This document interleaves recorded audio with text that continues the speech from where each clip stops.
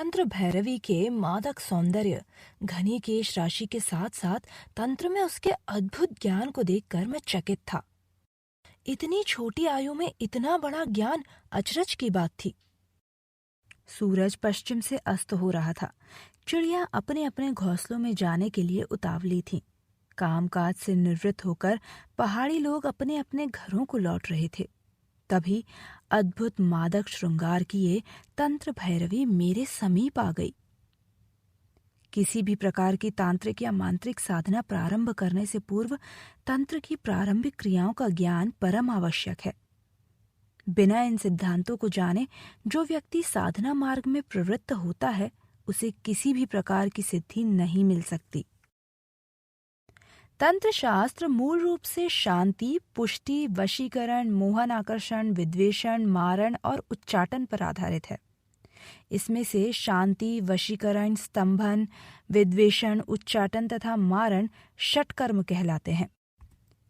जिन क्रियाओं के द्वारा रोग, कृत्य और ग्रह दोष आदि का निवारण किया जाता है, वह शांति कर्म कहलाता है।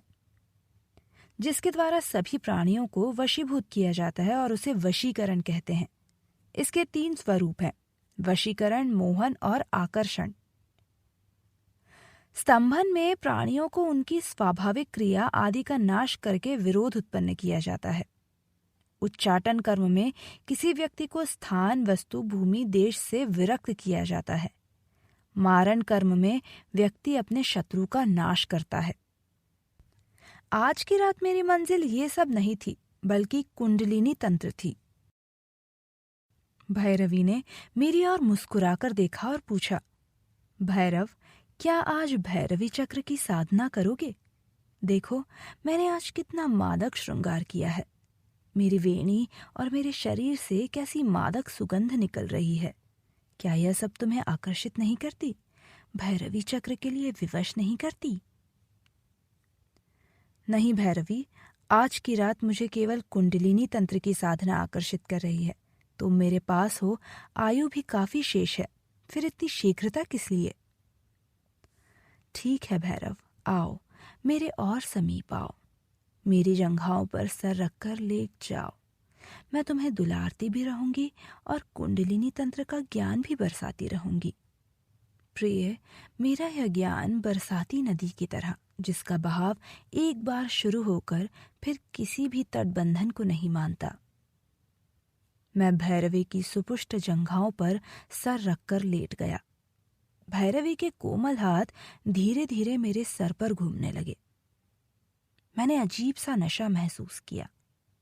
भैरवी की वाणी वातावरण में गूंजने लगी। कुंडलिनी परमात्मा की गोपनीय शक्ति है। इसे शुद्ध चैतन्य भी कहते हैं। यही शुद्ध चेतना शक्ति ब्रह्म की महान सृजन शक्ति है।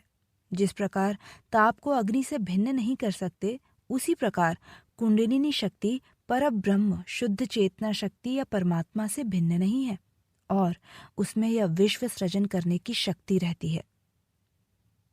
कुंडलिनी शक्ति को प्रकृति भी कहते हैं। यह 2 प्रकार की बतलाई गई है, माया और अविद्या। प्रकृति में जब सत्व गुणों की प्रबलता होती है, तब इसे माया शक्ति कहते हैं, और जब इस पर रजस और तमस गुणों की प्रबलता होती है, तब इसे अविद्या नाम से पुकारा जाता है। वहीं शुद्ध चैतन्य अविद्या तथा त्रिगुणों के आवरण में जीवात्मा के रूप में भासता है। यही जीवात्मा साक्षी रूप से मानव शरीर के आध्यात्मिक हृदय, जहाँ दोनों पसलियां मिलती हैं, उस स्थान से लगभग 1 अंगुल बाईं ओर दाएं स्तन के नीचे आध्यात्मिक हृदय की स्थिति जहाँ मानी गई है, स्थल पर निवास करती है। स्मरण रहे, जीवात्मा मन के द्वारा विषय ज्ञान प्राप्त करती है। मन एक सूक्ष्म शक्ति है जिसके साथ चैतन्य जुड़ा होता है। सभी इंद्रियां मन के द्वारा संचालित होती हैं, और मन इंद्रियां 5 कर्मेंद्रियां कान, नाक, आंख, त्वचा, जिह्वा तथा 5 ज्ञानेंद्रियां ध्वनि, स्पर्श, दृष्टि, स्वाद, घ्राण के द्वारा विषय ज्ञान प्राप्त करके जीवात्मा देता है। वहां से इंद्रियों द्वारा मन सारा ज्ञान चित्त रूपी कुंडलिनी शक्ति, जो कि स्मृति का गोदाम है, जहां जन्म जन्मांतर के संस्कार व वासनाएं अंकित हैं, से प्राप्त करता है। जब प्रकृति में त्रिगुणों की प्रबलता नहीं होती तब उसे ईश्वर कहते हैं। ईश्वर सृष्टि का अधिष्ठाता है। वह सृष्टि की सारी जड़ चेतन वस्तुओं पर आधिपत्य रखता है, उनको अपनी इच्छा अनुसार नचाता है। इसी ईश्वर के सूक्ष्म रूप को हिरण्यगर्भ कहा जाता है। उसके स्थूल रूप को विराट की संज्ञा दी है। सभी जीवों को सामूहिक रूप से विराट ही कहा गया है। सहस्त्रार चक्र सिर में चोटी के स्थान पर शुद्ध चैतन्य का निवास स्थान है। यही कुंडलिनी शक्ति उसके साथ एकाकार होकर सामरस्य भाव में रहती है। यह अपने ही धरातल पर सारे विश्व की सृष्टि करती है। यह अपने में से ही विश्व को उत्पन्न करती है। यह स्वयं ही संसार के सभी रूपों को धारण करती है और हम अपने चारों ओर जो सृष्टि देखते हैं उनमें वह विभिन्न रूप धारण कर दृष्टिगोचर होती है। वही प्राण बन जाती है जो प्रधान शक्ति के रूप में समस्त सृष्टि को जीवित रखती है। इसी को विश्व चेतना अथवा चित्त की लौकिक शक्ति भी कहते हैं। कुंडलिनी शक्ति मंत्रमयी, यंत्रमयी तथा शब्दमयी है। ध्वनि रूप में वह ब्रह्म कहलाती है। मंत्रों में वह मातृकाओं के रूप में होती है और वाक्य रूप में वह ज्ञान का रूप है। वही नाद रूपी शब्द भाषा अक्षर की उत्पत्ति करती है। जब कुंडलिनी शक्ति सहस्त्रार से नीचे उतरकर अधोगमन करती है तब वह भौतिक शरीर में रीढ़ की सुषुम्ना के भीतर विभिन्न केंद्रों में भिन्न भिन्न तत्वों की सृष्टि करती है। जैसे बुद्धि आज्ञा चक्र पर, आकाश तत्व विशुद्धि चक्र पर, वायु तत्व अनाहत चक्र पर, अग्नि मणिपुर चक्र पर, जल स्वाधिष्ठान चक्र लिंग मूल पर और पृथ्वी बीज मूलाधार कंद स्थान पर उत्पन्न करती है। कुंडलिनी सुषुम्न मुख के निकट मूलाधार चक्र पर प्रसुप्त अवस्था में सोई रहती है। वह 72,000 नाड़ियों के द्वारा सारे कार्यकलाप चलाती है तथा उस पर नियंत्रण रखती है। वह सब शक्तियों का भंडार है। इसी को चित्त भी कहते हैं। हमारे जन्म जन्मांतर की वासनाएं व संस्कार आदि यहाँ अंकित हैं। इनकी जानकारी हमें कुंडलिनी से ही मिलती है। यह स्मृति का गोदाम है। जब साधना द्वारा यह जागृत होती है तब रीढ़ में अवस्थित सुषुम्ना नाड़ी के मुख में प्रवेश कर उसके अंतर्गत विभिन्न चक्रों पर आरोहण करती हुई अंत में सहस्त्रार स्थित परमात्मा के साथ एकाकार हो जाती है, सामरसस्य भाव में अवस्थित हो जाती है। कुंडलिनी के 2 रूप कहे जा सकते हैं। एक तो बाहरी स्थूल रूप, दूसरा आध्यात्मिक अंतर सूक्ष्म रूप। इसका अलौकिक कार्यक्रम सही रूप में चल रहा है, लेकिन आंतरिक सूक्ष्म कार्यक्रम गुप्त अवस्था में पड़ा है। कुंडलिनी की आध्यात्मिक आत्मिक अवस्था की ही साधना द्वारा चैतन्य अथवा जागृत करना होता है। कुंडलिनी का बाहरी रूप स्थूल सृष्टि के रूप में हम सब देख पाते हैं, लेकिन उसका आंतरिक सूक्ष्म सुप्तावस्था का बोध उसकी अति सूक्ष्मता के कारण दृष्टिगोचर नहीं होता अथवा अनुभव में नहीं आता। केवल साधना, ध्यान व अतीन्द्रिय ज्ञान द्वारा ही हम उसे समझ सकते हैं। तांत्रिक भी यही कहते हैं कि हमें स्वयं साधना द्वारा उसके अस्तित्व को जानना होगा, अनुभव करना होगा। जब कुंडलिनी शक्ति अंतर्मुखी साधना द्वारा आंतरिक रूप से जागृत होती है तब हमारे शरीर में विभिन्न यौगिक क्रियाएं शुरू हो जाती हैं और अंत में हमें परमात्मा के साथ मिला देती हैं। केवल कुंडलिनी शक्ति के माध्यम से ही हम परमात्मा या शुद्ध चैतन्य में प्रवेश कर पाते हैं। यही कारण है कि कुंडलिनी की जानकारी सबसे अधिक महत्व की है। कुंडलिनी साधना का उद्देश्य ब्रह्म प्राप्ति अथवा परमात्मा की प्राप्ति है। कुंडलिनी दिव्य चेतना है जो विश्व की सृष्टि करती है। इसकी सूक्ष्म व दिव्य कार्य प्रणाली शरीर शास्त्र व मनोविज्ञान का विषय नहीं है। कुंडलिनी शक्ति अति सूक्ष्म सत्ता है। उसे स्थूल आंखों से नहीं देखा जा सकता। इसकी तो केवल योग्य अनुभवी गुरु के निर्देशन में साधना द्वारा अनुभूति की जा सकती है। शुद्ध आचार विचार व वास्तविक जीवन द्वारा मन को विचार रहित कर पवित्र बनाने से कुंडलिनी शक्ति के अस्तित्व का आभास पा सकते हैं। आधुनिक वैज्ञानिक इस सर्पणी रूपी कुंडलिनी शक्ति के अस्तित्व में विश्वास नहीं करते। कुंडलिनी शक्ति चैतन्य करने के लिए मंत्र, तप, स्वाध्याय, अनुसंधान में लीन रहना, संकीर्तन व भजन, ज्ञान योग, कर्म योग, राज योग, हठ योग की विभिन्न क्रियाएं तथा मुद्रा, बंध, शक्ति चालन मुद्रा, प्राणायाम आदि का उपाय है। कभी कभी एकाएक गिर जाने से भी अनायास कुंडलिनी शक्ति चैतन्य हो जाती है। कुंडलिनी साधना प्रारंभ करने से पहले साधक को आसन सिद्धि तथा नाड़ी शोधन प्राणायाम द्वारा नाड़ी शुद्धि अवश्य कर लेनी चाहिए, ताकि साधक जागृत कुंडलिनी की प्रचंड शक्ति को सहन कर सके।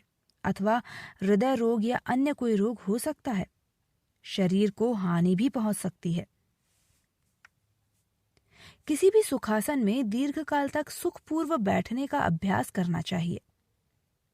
अगर आप किसी भी आसन में सुखपूर्वक लगातार 3 घंटे तक बैठ सकते हैं तो समझ लीजिए आपको आसन सिद्धि हो गई है।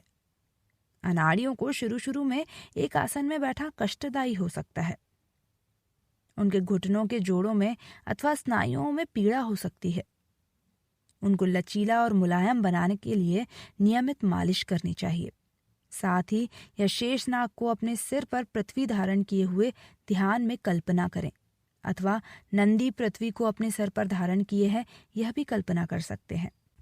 इस प्रकार से आसन सिद्धि शीघ्र मिल जाती है।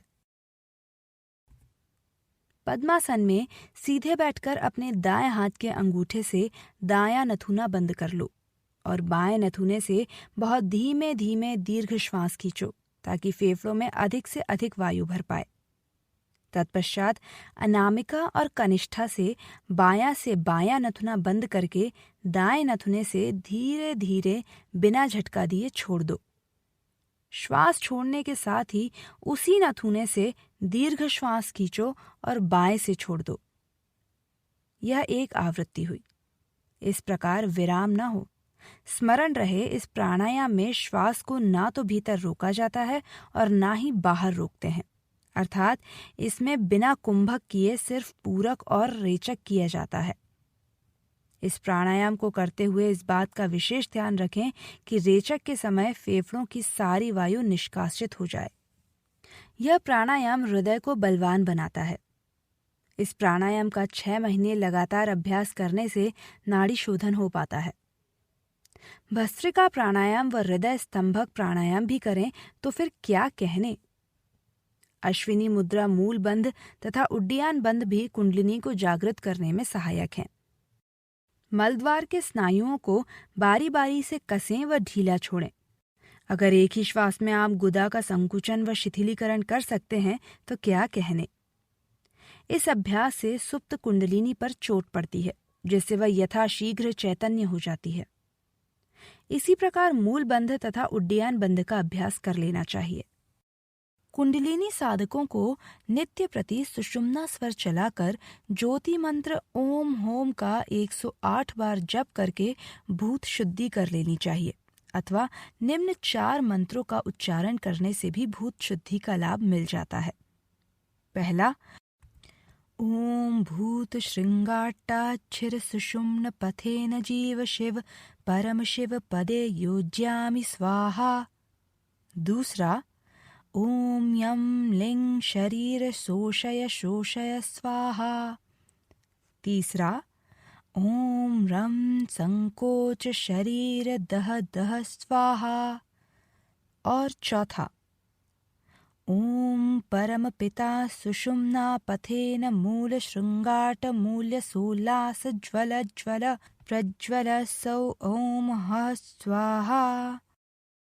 कुंडलिनी शक्ति को जागृत करने का अभ्यास रात्रि में ही करना चाहिए। साधना करने से पूर्व अपने गुरुदेव का ध्यान कर उन्हें नमस्कार कर फिर कुंडलिनी शक्ति का ध्यान, स्तुति और उसे प्रणाम करें।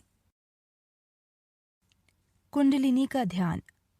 ध्यायते कुंडलिनी सूक्ष्मां मूलाधार निवासिनीं तामिष्ट देवता रूपां सार्ध त्रिवलयान्वितां कोटिसौदामिनी भाषा स्वयं भूलिंगवेष्टितम्।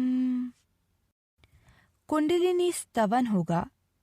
ओम नमस्ते देवदेवेशि योगीश प्राणवल्लभे सिद्धिदेवरदे प्रातः स्वयंभूलिंगवेष्टिते प्रसुप्तभुजङ्गाकारे बन्दाकारणप्रिये कामलकलान्विते देवी जन्मसंसाररूपकात् प्रसारे घोरसंसारे भवरोगान् महेश्वरी सर्वदा रक्ष मां देवी जन्मसंसाररूपकात् इति कुण्डलिनी स्रोतध्यायत्वा यः प्रपठेतुश्ची स मुक्तः पापभ्यो जन्म संसार सागरात्।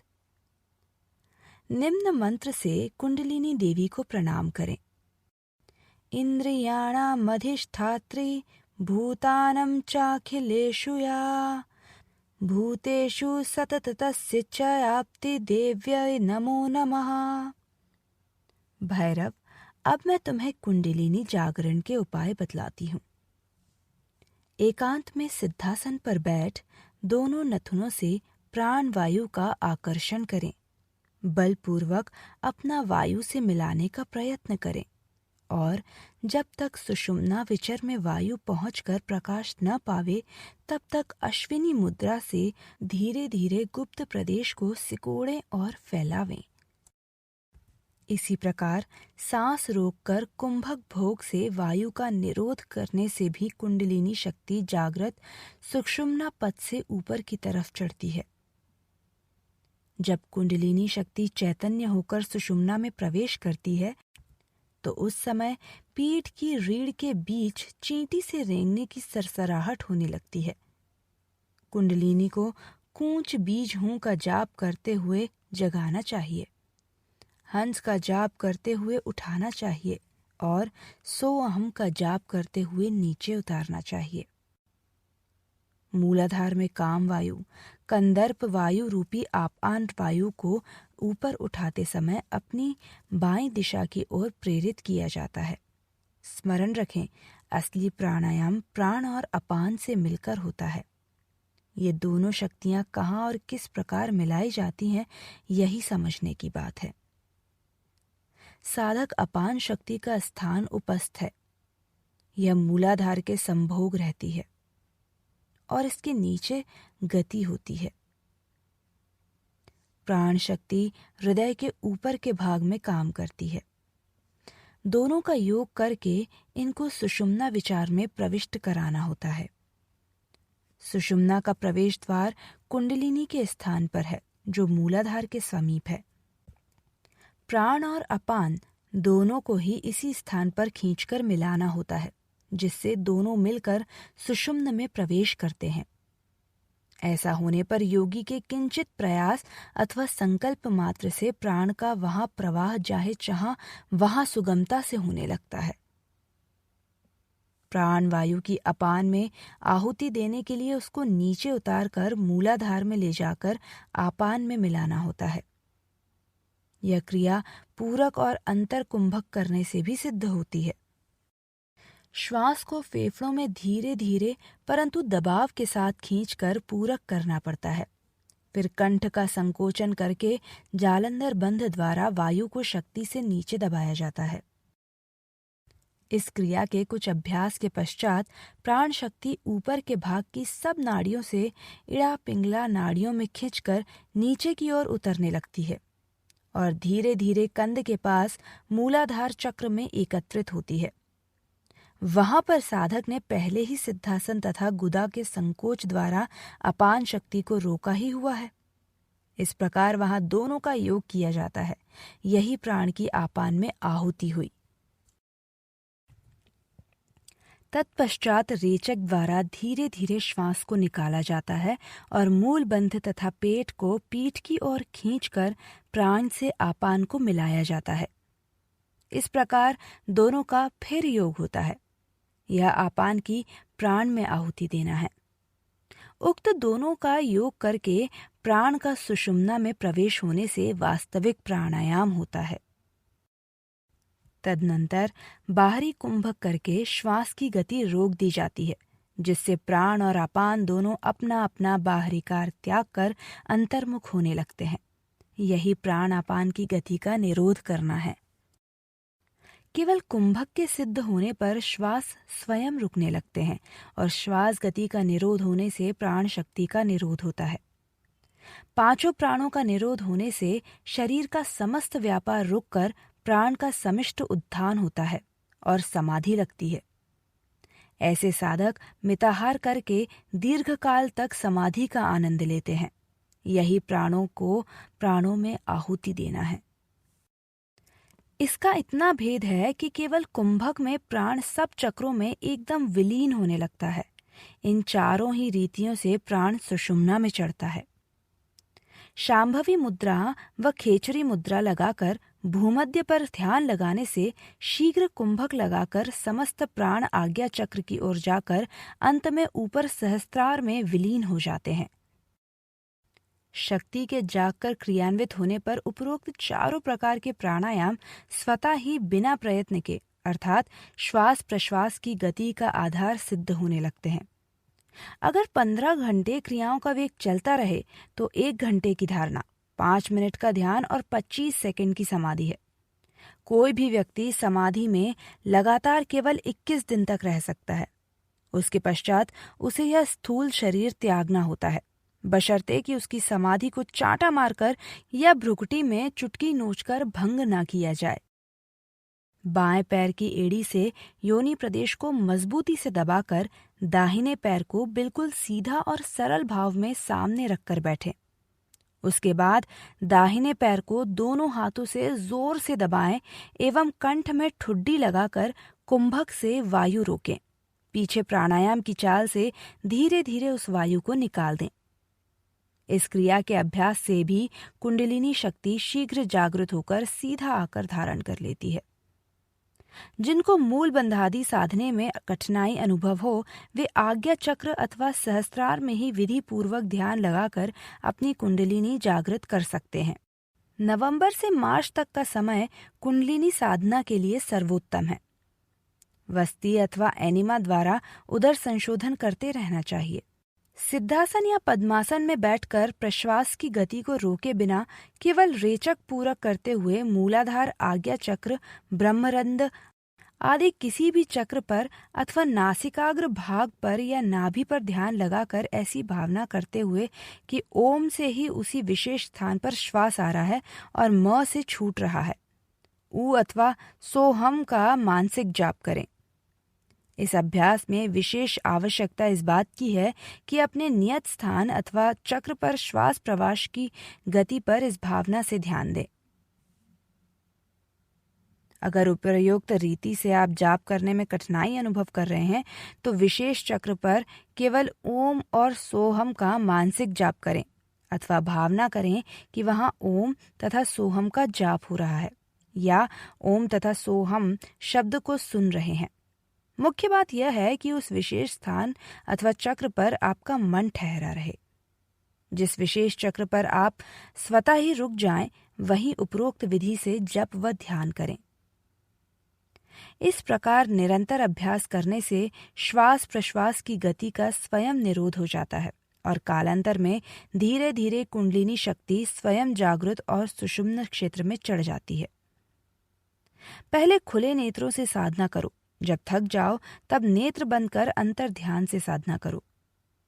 अगर आप मणिपुर चक्र का ध्यान करते हैं तो उसके बाद अनाहत चक्र तथा विशुद्धि चक्र पर ध्यान लगाना कभी ना भूलें।